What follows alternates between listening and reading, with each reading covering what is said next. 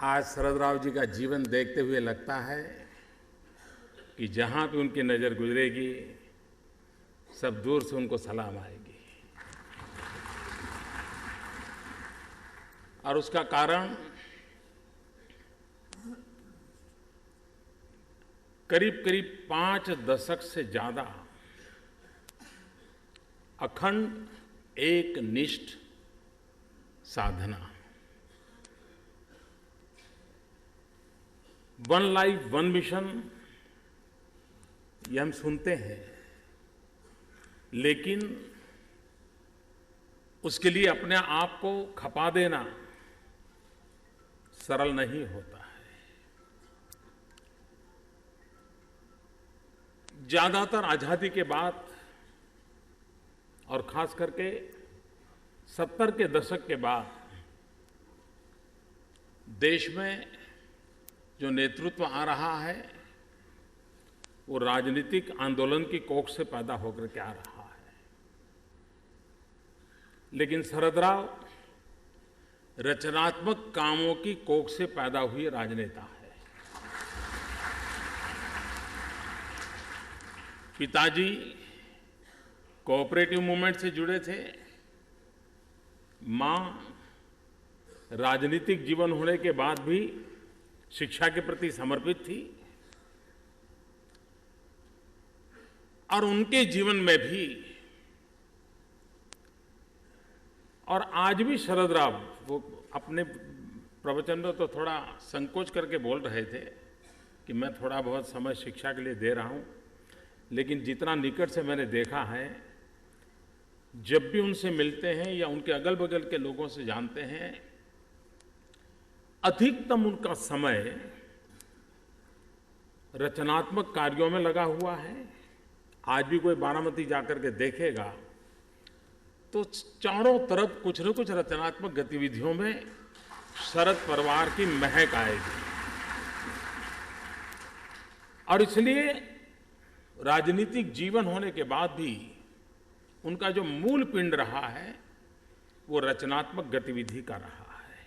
और इतने लंबे अरसे की राजनीति की सफलता का मूल भी वो रचनात्मक गतिविधि है। आज के राजनीतिक जीवन में जीने वाले लोगों को शायद इसका मूल्य बहुत कम समझ में आता है, लेकिन शरद राव एक अपने आप में उदाहरण है कि उस रचनात्मक कामों के अधिष्ठान ने ही उनके राजनीतिक जीवन को एक नई हमेशा ताकत दी है। और उनको नित्य नूतन सोचना, नया करना, नया सीखने का जो स्वभाव बना, वो भी इन रचनात्मक प्रवृत्तियों के कारण बना है और उसके लिए वो समर्पित रहे हैं। कोऑपरेटिव जीवन को भी उन्होंने समर्पित भाव से जिया है। वरना कभी कभी राजनीतिक जीवन और कोऑपरेटिव जीवन के बीच में बहुत बड़ा क्लैश आता है। कोऑपरेटिव क्षेत्र में काम करने वाले लोग भी हमेशा सोचते हैं कि भाई अब तुम राजनीति में चले गए, तुम वहां चलो, हमको हमारे पर छोड़ दो। ये स्थिति रहती है, क्योंकि मैं कोऑपरेटिव जीवन को निकट से जानता हूं। शरद राव ने दोनों के बीच में बहुत ही संतुलन रखा। ये बहुत कठिन काम है और बहुत ही संतुलन रख के कोऑपरेटिव मूवमेंट को भी बल दिया और अपने राजनीतिक जीवन को भी चलाते रहे। शरद राव जी को जब भी वे जब ऊंचाइयों पर थे, हम तो किसी गली मोहल्ले में गुजारा करते थे, तब हम उनके विषय में जो सुनते थे, क्योंकि गुजरात और महाराष्ट्र का निकट संबंध होने के कारण महाराष्ट्र में और खास करके मुंबई की गतिविधि कुछ भी होती है तो बारिश भी वहाँ हो जाए तो ठंड यहाँ आना शुरू हो जाती है, इतना निकटता है। तो वहाँ कुछ भी होता तो पता। और एक बात खुल सामने आती थी कि एक अच्छे एडमिनिस्ट्रेटर के रूप में उनकी पहचान चारों ओर फैलती थी। और मुंबई को, जो कि हमारी आर्थिक जीवन को गति देने वाली नगरी, एक कालखंड आया, पूरा एक दशक आया कि जहां अंडरवर्ल्ड ने एक प्रकार से मुंबई के जीवन को तहस नहस कर दिया था और एक अंधकार सा माहौल दिख रहा था कि अगर मुंबई अंडरवर्ल्ड के हाथ में चला गया तो क्या होगा। और मैं कहता हूं कि शरद राव की हिम्मत थी और उनका कौशल्य था कि उन्होंने मुंबई को अंडरवर्ल्ड से बचाया, उसे बाहर निकाला। ये उनका सामर्थ्य था और झिझक नहीं थी। शरद राव की विशेषता रही है, जो मानते हैं वो करने में उनको कोई झिझक नहीं रहती। मुझे भी कभी, एक बार मैं इजराइल उनके साथ गया था, काफी दिन साथ में थे, तो मुझे एक बात बताते थे कि मोदी जी, आप लोगों का प्रॉब्लम ये है कि आप लोग इमेज कॉन्शियस ज्यादा हो। आप परवाह मत करो, जो मर्जी पड़े करते रहो। क्योंकि उनका अपना कन्विक्शन था कि भाई जो है सो है, मुझे करना है और मैं करते रहूंगा। और वे उसको खुल करके करने का स्वभाव रखते थे और करते थे। अपने काम के संबंध में कमिटमेंट। एक दिन जब वो कृषि मंत्री थे तो मुझे टेलीफोन आया। उन्होंने कहा कि मोदी जी, मैं पुणे जा रहा हूं, लेकिन मैं बीच में 1-2 घंटे आना चाहता हूं, अगर आपको समय हो तो बात करना चाहता हूं। मैं तो आप आइए, मैं एडजस्ट कर लेता हूं। मैंने कहा मुझे कोई खास, आप आ रहे हैं तो कुछ करना है तो नहीं, बोले आपसे ही बात करके आगे चला जाऊंगा। मैं कहा आइए। और मुझे बराबर याद है, वो पूरे गुजरात के खाका लेकर के आए थे। गुजरात में किस इलाके में कौन सी फसल होती है, किसानों की प्रायोरिटी क्या है, धीरे धीरे आपका किसान कॉटन की तरफ लुढ़क रहा है। और वो मुझे समझा रहे थे कि देखो भाई, तुम जरा लीडरशिप लो और किसानों से मिलो, उनको समझाओ भी कॉटन वगैरह ठीक है, लेकिन देश को गेहूं चाहिए। और तुम्हारे गुजरात के किसानों को समझाओ वो गेहूं की ओर जाएं, और तुम मुझे कुछ करके दिखाओ। बड़ा आग्रह किया उन्होंने। मैंने कहा कि आप कह रहे हैं तो मैं कोशिश करूंगा। खैर, कोशिश की, सफलता भी मिली। लेकिन जो डॉक्टर मनमोहन सिंह जी ने कहा और जो शरद राव जी ने कहा कि मैं नहीं चाहता कि इंपोर्ट हो, ये संभव कब हुआ कि पुणे जा रहा हूं, लेकिन मैं बीच में अहमदाबाद उतरूंगा, मैं गांधीनगर आना चाहता हूं, घंटे पर तुमसे बात करूंगा और तुम अपने किसानों को समझाओ कि भाई कॉटन बहुत हो चुका, कुछ समय के लिए वो गेहूं की ओर जरा आ जाएं, ताकि देश के लिए आवश्यकता है।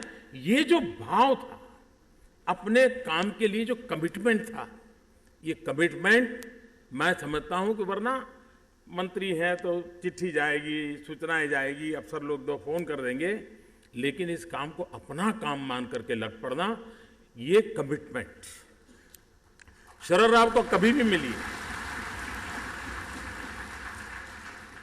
शरद राव को कभी भी मिलिए, अगर आप 10 मिनट भी बात करोगे, इवन क्रिकेट के संबंध में। एक बार मैं भी क्रिकेट की दुनिया में आ गया था काम में, और वे भी थे, तो उसके कारण मुझे मिलना होता था। क्रिकेट की बात अगर 8 मिनट हुई है तो 5-10 मिनट तो वो किसान की बात निकाल के ही रहते थे। विषय क्रिकेट का हो, चर्चा क्रिकेट की करनी हो, लेकिन वो बात तुरंत किसान पर आ जाते थे। उनके मन मस्तिष्क में गांव, किसान और कृषि में भी आधुनिकता, इनोवेशंस, टेक्नोलॉजी को कैसे लाना और पोस्ट हार्वेस्टिंग एक्टिविटी, इन चीजों पर वो ज्यादा बल देते थे। यानी परंपरागत रूप से हम कृषि को जिस रूप से देखा है, शरद राव को कृषि को अलग रूप से देखने का उनका स्वभाव था, उनका तौर तरीका था। और मुझे लगता है कि उनका इन सारे, अभी भी आप कभी भी मिलिए और गन्ना से ऐसे गन्ना शब्द बोल दीजिए, आपको घंटे भर समझा देंगे गन्ना। सारे लेटेस्ट फिगर उनके पास रहते हैं। चीनी का क्या करना, एक्सपोर्ट कितना करना, क्या करना, सारी चीजें उसी में लगे रहते हैं। ये इन चीजों को दर्शाता है कि सार्वजनिक जीवन उनके लिए पद और प्रतिष्ठा से ही सिर्फ जुड़ा था, ऐसा नहीं है, लेकिन सार्वजनिक जीवन के माध्यम से उनका जो टारगेट ग्रुप है, उनके कल्याण के लिए, उनकी भलाई के लिए कुछ न कुछ नया करते रहना, ये अविरत प्रयास रहता था। शरद राव में किसान वाली क्वालिटी भी है। किसान को मौसम का अंदाज जल्दी आ जाता है।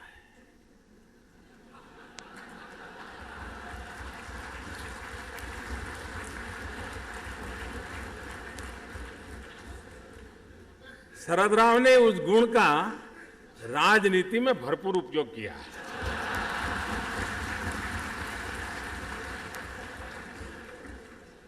राजनीति की हवा किस ओर चलेगी आपको जानना है तो शरद राव के साथ बैठिए।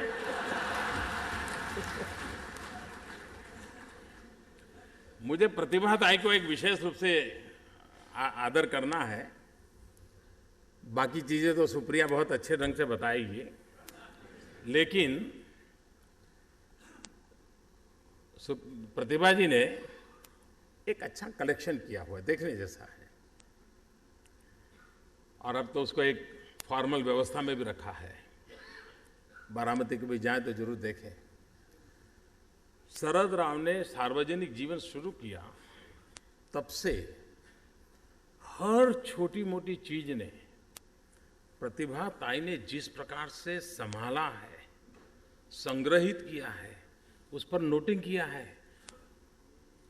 1950 में किसी ने शरद राव को पेन दी होगी तो देने वाला कौन, ओकेजन क्या, वो सब लिखा हुआ है और वो सारी चीजें रखी है। ये बारीकी वाला जीवन और एक राजनीति के साथ गुजारा करना, ये अपने आप में अद्भुत संयोग है। और इसलिए मैं विशेष रूप से प्रतिभा ताई को भी प्रणाम करता हूं, उनका अभिनंदन करता हूं और शरद राव जी को बहुत बहुत शुभकामनाएं देता हूं। बहुत बहुत धन्यवाद।